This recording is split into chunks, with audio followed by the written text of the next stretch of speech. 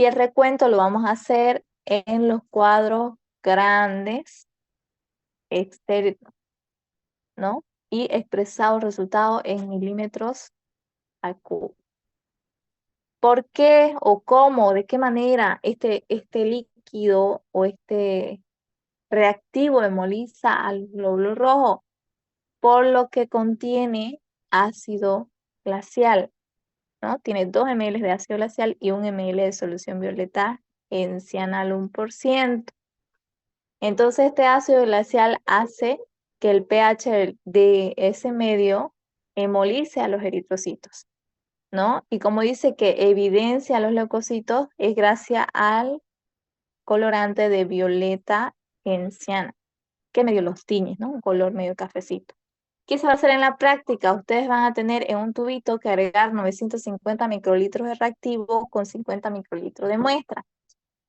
¿Y qué deben de saber? La dilución. La dilución para glóbulos blancos es 1 en 20. ¿Ya? ¿Cómo hago esa dilución 1 en 20 con 950 microlitros de reactivo y 50 de muestra previamente homogenizada? No se olviden, siempre homogenizar. Vamos a homogenizar esa dilución con el Vortex y vamos a dejar reposar 5 minutos. Mientras vamos a preparar nuestra cámara de Neubauer colocando un cubreobjeto en la cámara. Lo vamos a hacer con un poquito de agua. Hay que poner un poquito de agua en los prismas laterales y coloco ahí mi portaobjeto. Voy haciendo mi cámara húmeda y una vez haya pasado los 5 minutos, voy a cargar mi cámara, poniendo en un exterior, en una esquinita, y deposito toda la muestra hasta que se llene el primer cuadrito. ¿Ve? Ya les expliqué en clase. Una vez esté llenado el primer cuadrito, lo voy a poner dentro de la cámara húmeda para que no se me seque. Voy a dejar por lo menos 2 minutos como mínimo. ¿Por qué tengo que dejar?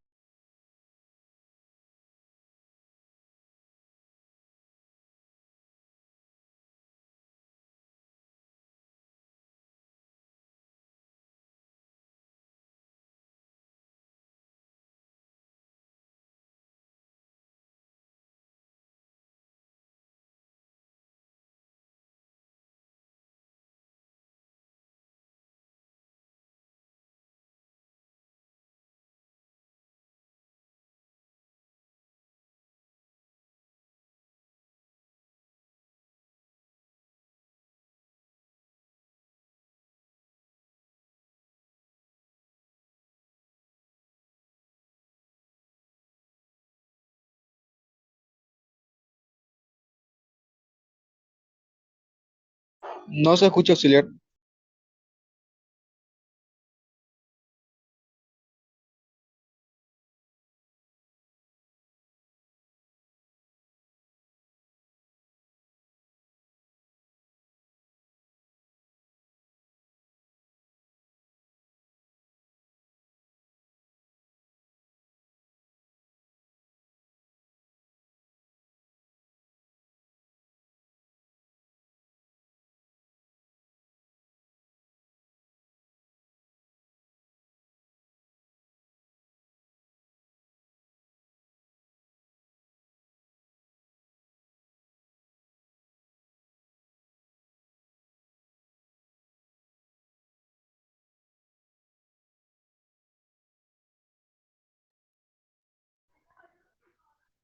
No se escucha, auxi.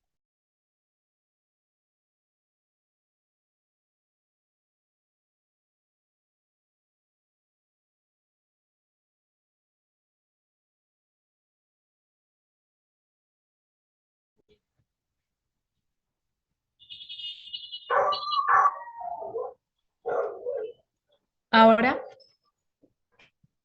tampoco. Ya, ahora sí, auxi. Ahora sí.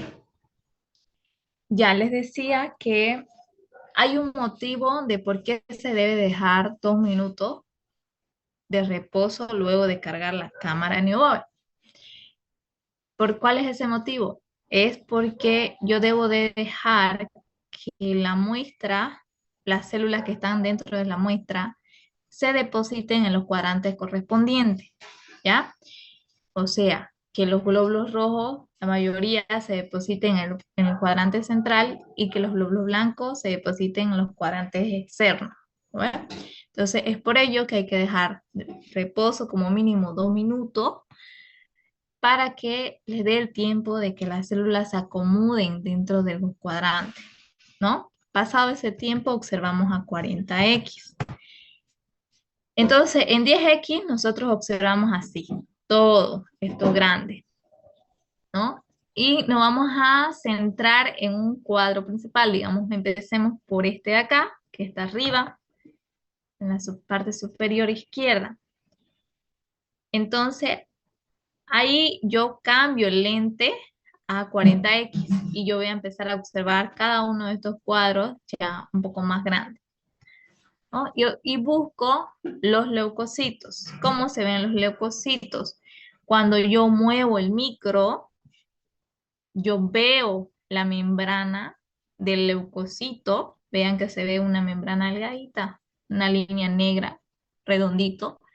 Y dentro de esas células redondas se ve eh, granulaciones oscuras. En este caso hay 2 granulaciones y en este caso hay varias granulaciones, ¿no?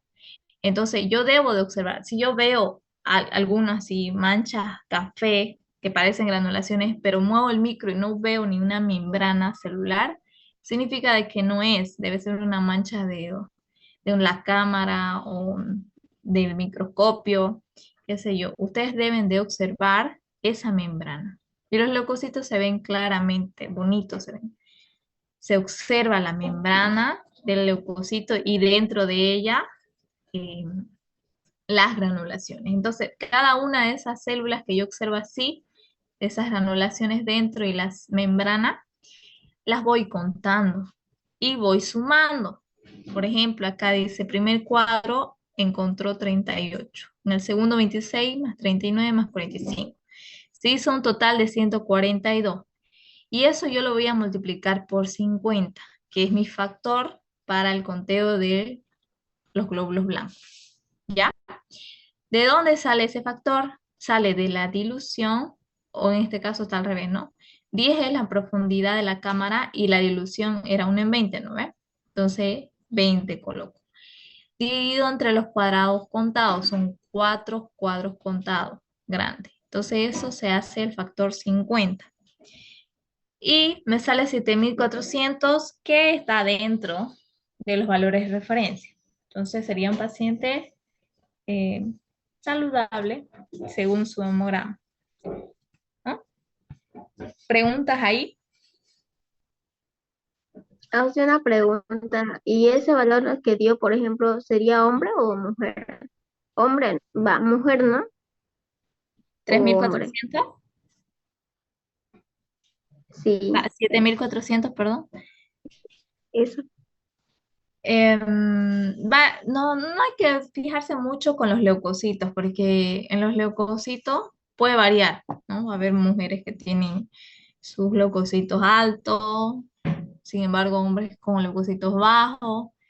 Entonces, el que más nos va a diferenciar más o menos el sexo es el hematocrito, es el único. ¿Ya? Después los demás no se confíen. Vamos ahora ya hicimos el recuento de eritros, de los glóbulos blancos, perdón. Ustedes van a hacer un frotis sanguíneo. Mejor si lo van haciendo ni bien ingresen, para que vaya secando ese frotis sanguíneo, ¿no ve?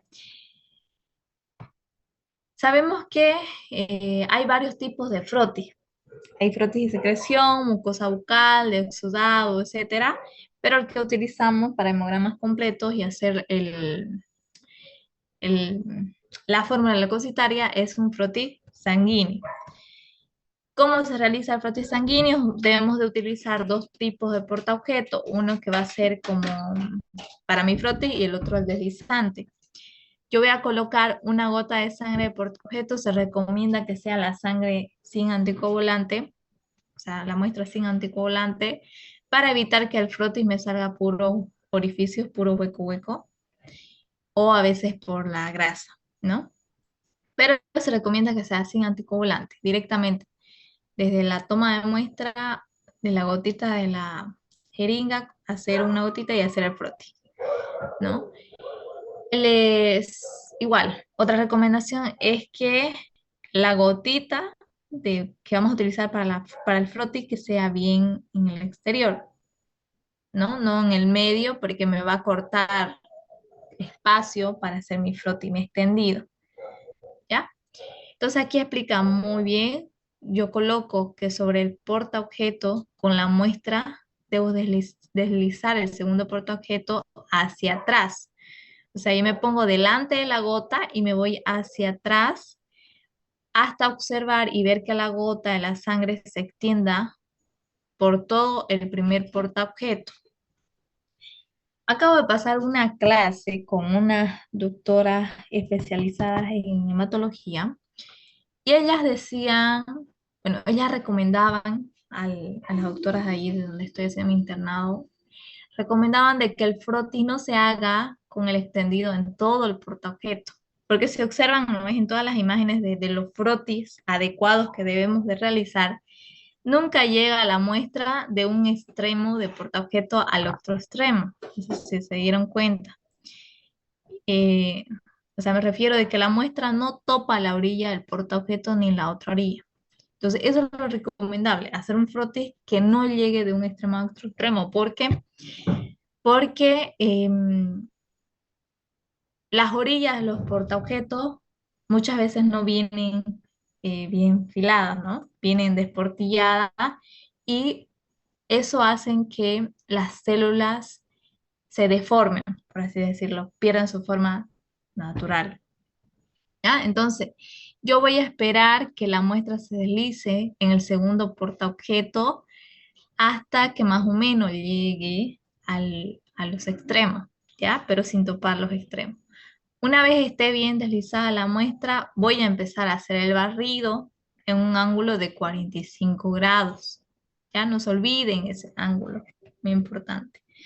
Hago el barrido hasta terminar el portaobjeto, ¿no? Lo recomendable de un frotis con buena calidad es que tenga, se note la cabeza, el cuerpo y la cola, ¿ya? Según a la forma que salga su frotis, ustedes deben de volver a realizarlo o deben de notar cuál es el error, por qué está saliendo de esa forma, por qué no te sale adecuado y corregir. Ya vean aquí en esta foto, en ninguna de las fotos de los frotis adecuados se ven que la muestra llega de extremo a extremo del portaobjeto. Entonces, eso era lo que nos recalcaba la doctora en el hospital, que el frotis hay que hacerlo sin topar las orillas para evitar de que las células que estén en esta orilla de la cola se vean afectadas por, eh, por el mismo portaobjeto que esté esportillado en las orillas o qué sé yo. Una vez esté seco ese frotis, yo voy a hacer una tinción rápida, ya que es la más utilizada. Normalmente los reactivos de tinción de panóptico rápido ya vienen preparados y listos para utilizar, ¿no? El verde es el fijador que tiene metanol. Luego viene el color medio azulado y por último, perdón, el color medio fucsia y el otro azulado, ¿ya? ¿Qué vamos a hacer? Vamos a sumergir 5 veces en el fijador, en el primero. Luego vamos a escurrir todo el excedente del reactivo y pasar al segundo reactivo, que es el ácido tamponado, unas 5 veces. Escurrimos, por cada reactivo escurrimos, ¿ya? Y sumergimos al colorante básico tamponado por 5 veces. También enjuagamos con agua destilada rápido, dejamos secar y observamos al microscopio hasta 100X con aceite de inmersión, ¿ya? Para hacer la fórmula leucocitaria. En tinción de agencia, si en el caso en donde vayan a hacer práctica no utilizan panéutico rápido, utilizan otra técnica, aquí también está. Ciencia se hace igual, sumergiendo al alcohol etílico 96 grados por 3 minutos.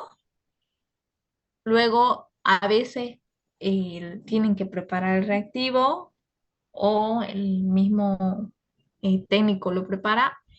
El reactivo viene para preparar, es muy concentrado, entonces tienen que diluir 1 en 10.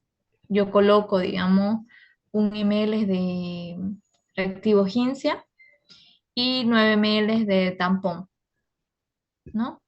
Si es que voy a utilizar poco, ¿no? Según lo que voy a utilizar, yo preparo, pero de la dilución es 1 en 10. Vamos a sumergir durante 15 minutos y acá le puse, depende del reactivo. O sea, si está muy diluido, quizás lo diluyen más o menos que 1 en 10. Entonces debe de ser más tiempo, ¿ves? Pero si utilizan esta técnica de dilución 1 en 10, es 15 minutos.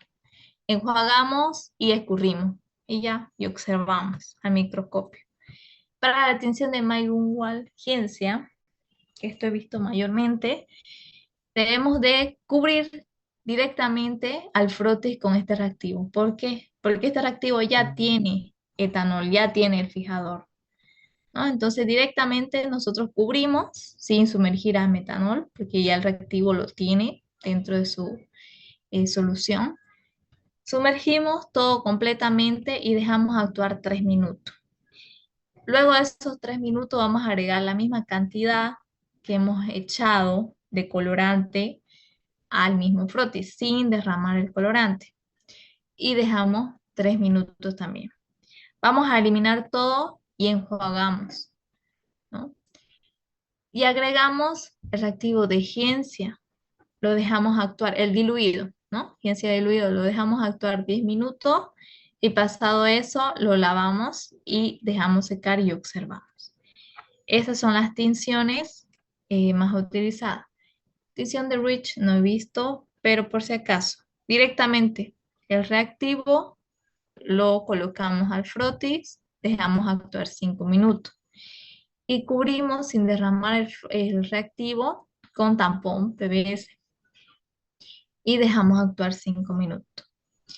Por este motivo del tampón es que no lo utilizan mucho esta técnica de tinción, ¿no? Porque el tampón no es nada barato, es caro, ¿ya?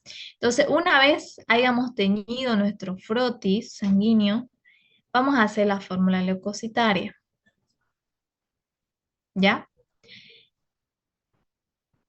La fórmula leucocitaria, ¿en qué consiste? Aquí nosotros contamos los leucocitos en el frotis, ¿ya? ¿Hasta cuántas células contamos? 100 células observadas, ¿no? Para que me salga en porcentaje. ¿Qué contamos? Los leucocitos granulados y no granulados. ¿Cuáles son los granulados? Los neutrófilos, eosinófilos y basófilos. Los no granulados, el linfocito y monocito. Pero también no debemos de pasar desapercibido la forma y el color de los eritrocitos. Aquí también nosotros podemos observar lo que nos dice el eritrograma. Por ejemplo, si el eritrograma me dice hemoglobina 9 gramos por decilitro, entonces eso me da una iniciativa o una imaginación de que los eritrocitos van a estar poco teñidos porque tienen poca hemoglobina. Significa que el halo de los eritrocitos va a estar muy grande, ¿no? Se va a ver muy blanco en el centro. Entonces, eso es hipocrómico. Entonces, cuando yo voy a hacer la fórmula leucocitaria, cuando esté en 10x, perdón, en 40x, yo debo de observar la forma de los leucocitos, perdón, de los eritrocitos, de los leucocitos también, el color de los eritrocitos, el tamaño de los eritrocitos. Todo eso no debo de dejar de lado para leer mi frotis. Ya es muy importante. ¿Qué más? También deben de ver cómo están agrupados los eritrocitos.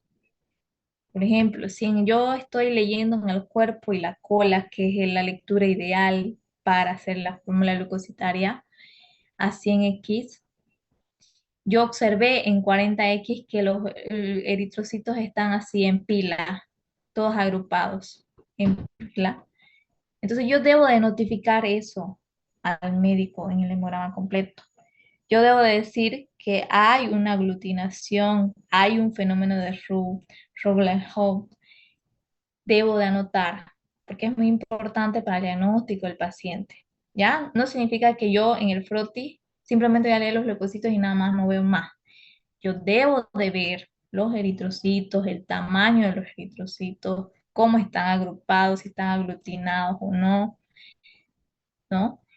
Y eso lo van a ver al siguiente semestre en hematología 2, ¿ya? Entonces, pero es importante que vayan viendo, vayan analizando desde ahorita y vayan haciéndose la idea de que la lectura del frotis sanguíneo no solo es para el conteo de los leucocitos, ¿ya? También es para la observación de los eritrocitos, ¿ya?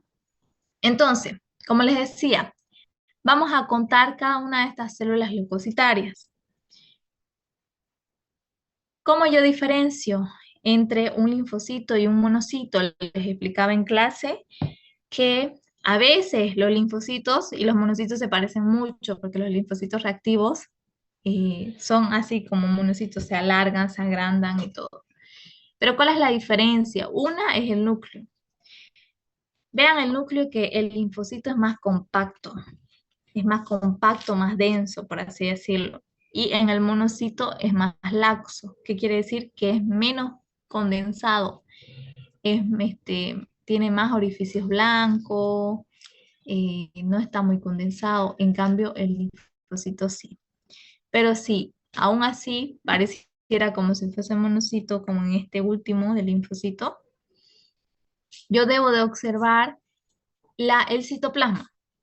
El citoplasma del linfocito es en las orillas, en las periferias, o sea, las orillas de la célula, tiene una coloración azulada, no sé si observan bien, a ver, no sé si lo observan o no, ahorita voy a tratar de acercar, pero no puedo.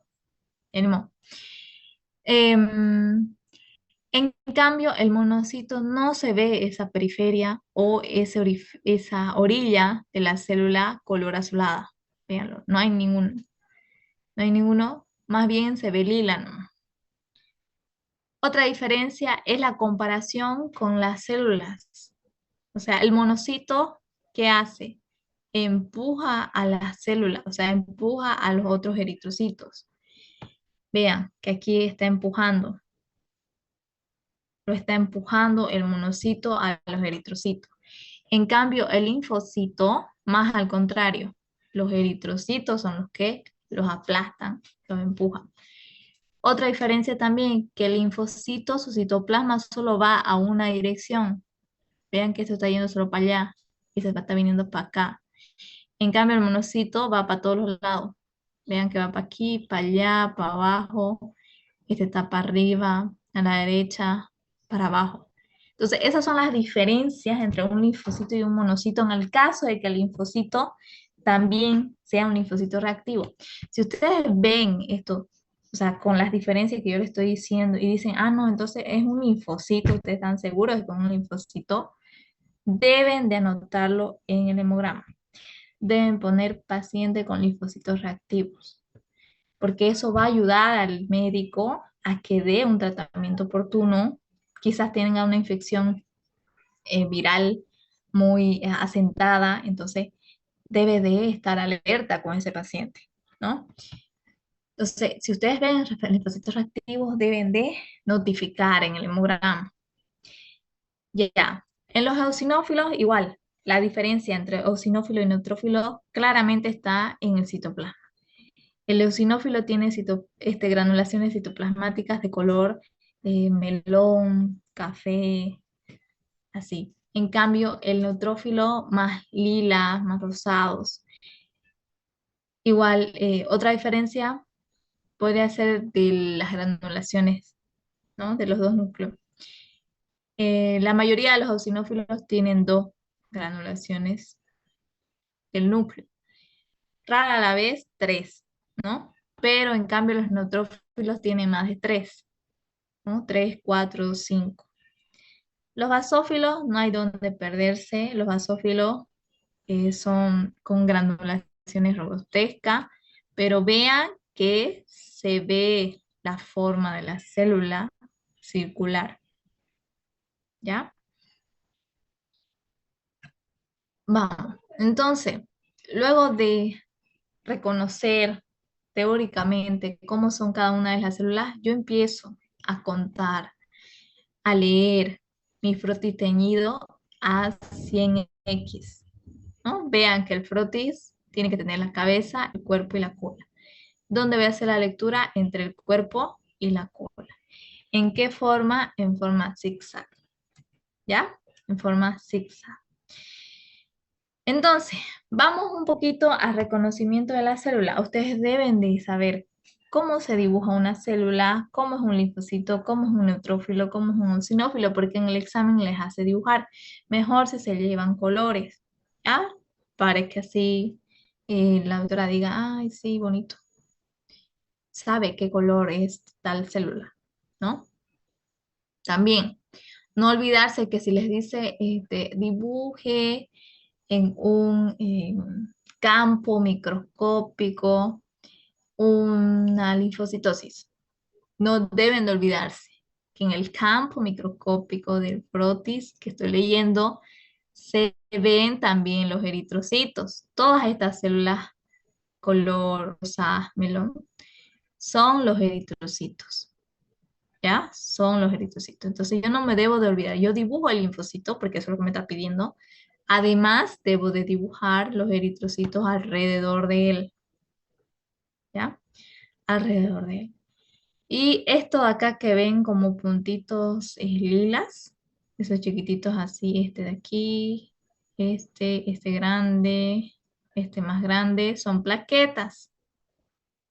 Aquí hay un anisoplaquetos, plaquetosis, ¿no? Porque las plaquetas son de diferentes tamaños, ¿ya? Pero ustedes no deben de olvidarse primordialmente de dibujar los eritrocitos. Cuando le diga que dibuje un campo microscópico con linfocitosis. Dibujan el linfocito, que es este es un linfocito, y además van a dibujar los eritrocitos, ¿ya? Entonces, ustedes díganme qué tipo de células son estas. Dígame, dígame qué Neutrófilo. pasó.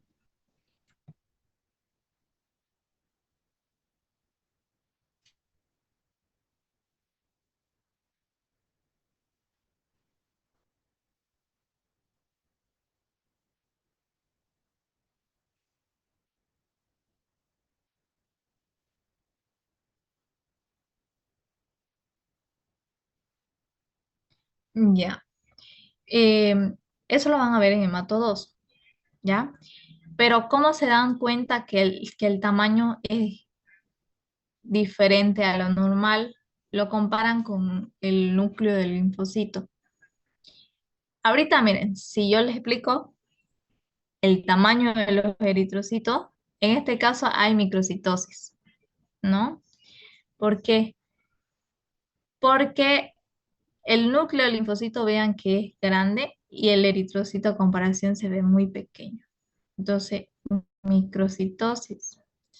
¿Y cómo yo puedo decir, estoy segura de lo que estoy observando? Con el eritrograma de mi hemograma. El volumen corpuscular medio va a salir menor a 80 pentolitros. Entonces yo me puedo ayudar con el resultado de mi hemograma y con lo que yo estoy observando en microscopio, ¿no? Entonces, si el volumen corpuscular medio está menor a 80 femtolitros, significa que yo voy a observar en el frotis eritrocitos de tamaño pequeño, ¿no? Entonces, no las quiero complicar más, solo quiero explicarles lo que le corresponde a Mato 1, ¿ya? Entonces, Ustedes pueden comparar el tamaño de los eritrocitos de de esa forma, ¿ya?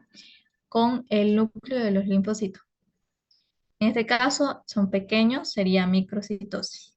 Pero si fuesen más grandes que el linfocito, sería macrocitosis. Y observo yo mi hemograma y el volumen corpuscular del eritrograma me sale mayor a 100 femtolitros.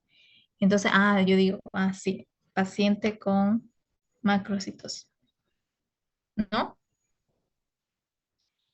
Vamos a esta célula de acá. Estas dos células, ¿cómo se llaman? Quiero ver si ya por lo menos reconocen bien la célula. ¿Cuál es su nombre de la célula? De las dos ahí. Neutrófilos. Neutrófilos, muy bien. Son neutrófilos, ¿no? Vean que igual hay neutrófilos de dos lobulaciones, pero yo observo el citoplasma y el citoplasma no tiene granulaciones color melón, marrones, así. Entonces lo descarto como si fuese un eosinófilo. Entonces yo digo es neutrófilo directamente por el citoplasma. Ahora, todos estos acá, todas estas células de aquí, ¿qué son?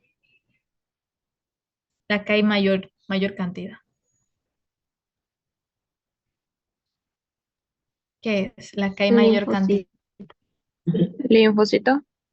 Entonces, si es un linfocito, ya yo tengo más de 3 linfocitos. Diré, en un campo microscópico yo tengo más de 3 linfocitos. Ya yo puedo considerar que estamos en una linfocitosis. Hay mayor cantidad de linfocitos por cada campo, ¿no? Y este de acá es un neutrófilo, ¿no? Este es un neutrófilo bien bonito. Ahora, en este campo, ¿qué células hay? Eosinófilo. Eosinófilo, porque las granulaciones del citoplasma son color melón, ¿no? Se ve claramente las granulaciones citoplasmáticas de color melón. Entonces, como hay más de 3 o 4 eosinófilos por campo, ya estaría pensando en una eosinofilia. ¿Y en qué tipo de enfermedad hay eosinofilia?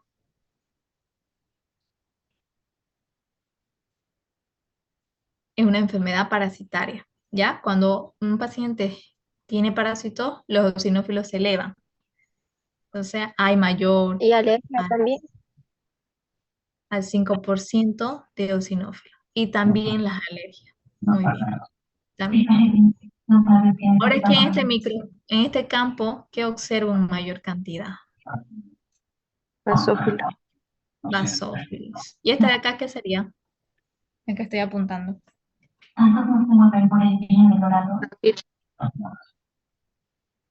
¿Un linfocito o un monocito? Monocito. ¿Qué dicen los demás? ¿Es un monocito o un linfocito? Un linfocito. Ya, ¿por qué es un linfocito? A ver.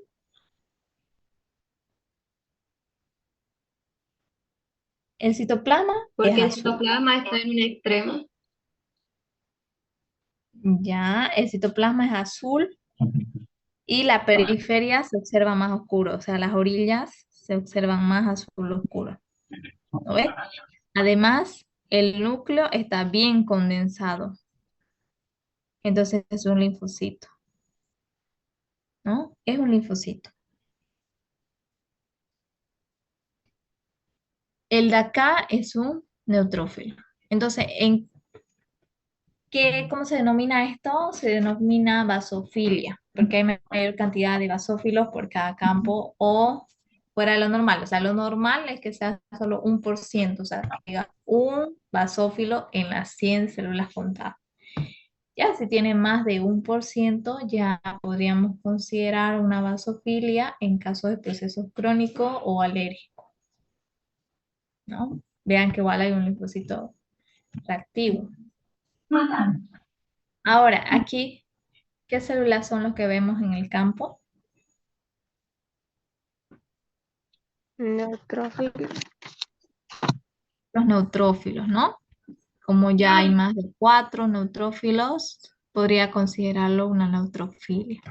Y vean que, aunque yo vea neutrófilo, igual alrededor de él están los eritrocitos. Así que no se olviden de dibujar eritrocitos cuando la doctora les pida en su examen que dibuje un campo con neutrófilos. ¿Ya? Estos aquí que Sí, son, disculpa una pregunta. dígame. En los neutrófilos por campo, ¿cuántos se observarían? Lo normal es que sean de a 2, 3, ya cuando hay más, 5, ya yo puedo considerarlo neutrófilia, ¿no? Además, no nos guiemos con eso, nos guiamos mayormente al resultado total, ¿no? Cuando ya yo conté 100 células, hay neutrofilia cuando sale mayor a 65%, cuando hay más de 65 neutrófilos por cada 100 células que conté. Entonces ahí yo considero una neutrofilia, ¿no? No se preocupen, chicos, yo les voy a explicar esto en la auxiliatura, días antes del examen. Ya, pero por el momento solamente como van a hacer hemograma completo, quiero que ya sepan el reconocimiento de las células y sea más rápido para que puedan hacer su fórmula leucocitaria. ¿Ok? Pero en esa situación sería cuando es mayor al 65% de neutrófilos por cada 100 células contadas, ya es una neutrofilia. Y yo puedo pensar más o menos que es una infección bacteriana. ¿No? Toda la idea de que es una infección bacteriana.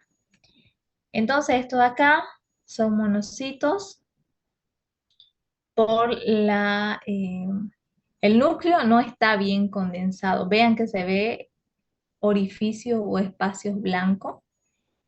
Y además la forma del núcleo es medio arriñonado. Tiene como hendiduras, ¿no? Entonces es monocito. Cuando están los monocitos elevados, mayor al 8% de monocitos, hablamos de una monocitosis. ¿Ya? ¿En qué casos hay monocitosis? En procesos crónicos de pacientes, de cualquier enfermedad, en procesos crónicos, ¿ya? Monocitosis. Esto de aquí, ¿cómo se llama? Esta célula que tiene su lobulación, su hendidura bien gruesa, Neutrófilo encallado. callado, ¿no? Entonces, cuando los callados están elevados, más del 5%, hablamos de una desviación a la izquierda. Y cuando hay desviación a la izquierda, también cuando ya hay procesos crónicos, ¿no? Con procesos o enfermedades que ya de tiempo los tiene el paciente y no supera. Entonces ya empieza a la médula ósea a lanzar callados, ¿no? Para la defensa eh, de primera línea. Y eso es lo que tenía preparado todo. Entonces, ¿ustedes qué van a hacer el día lunes para el B2 este lunes y el B1 el próximo lunes? Van a hacer todas estas pruebas que com- complementan el hemograma completo, ¿no? Entonces, divídanse, un compañero que haga recuento de eritrocitos, el otro BCG, hemoglobina y así. Van a poder acabar, ¿ya? ¿Tienen alguna pregunta? Auxi, solo se va a tomar el horario de laboratorio, ¿cierto? ¿Teoría pasaremos normal o desde teoría vamos a estar en el No, aula? teoría normal, teoría normal. Entonces empiezan ustedes de 8:30 hasta donde acaben, digamos. Tienen el laboratorio hasta las 1. Si acaban más antes, mejor. Se van.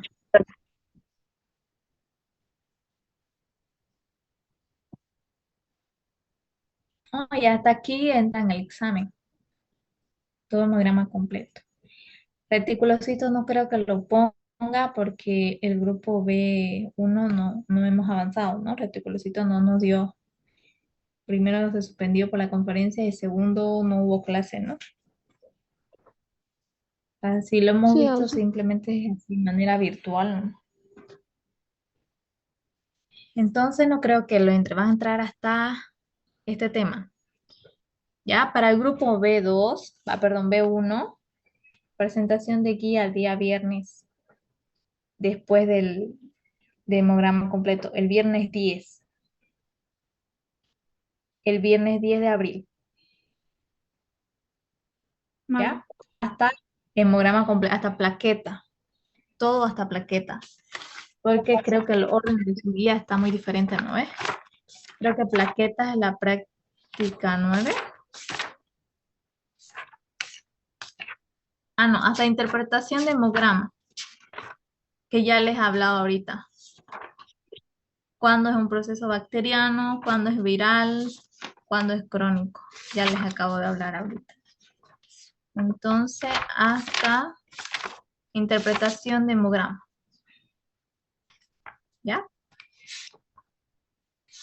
Ya yo creo que ya lo deben tener hecho porque les he dicho con tiempo.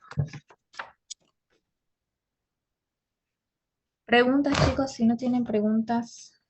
Aira, no sé si quiere complementar algo más. No, sí, todo bien. Auxiliar, ¿cuál es la fórmula de volumen corpuscular medio? Ah, ya. ¿Se las dicto? Aquí lo tengo. Ya. Volumen corpuscular medio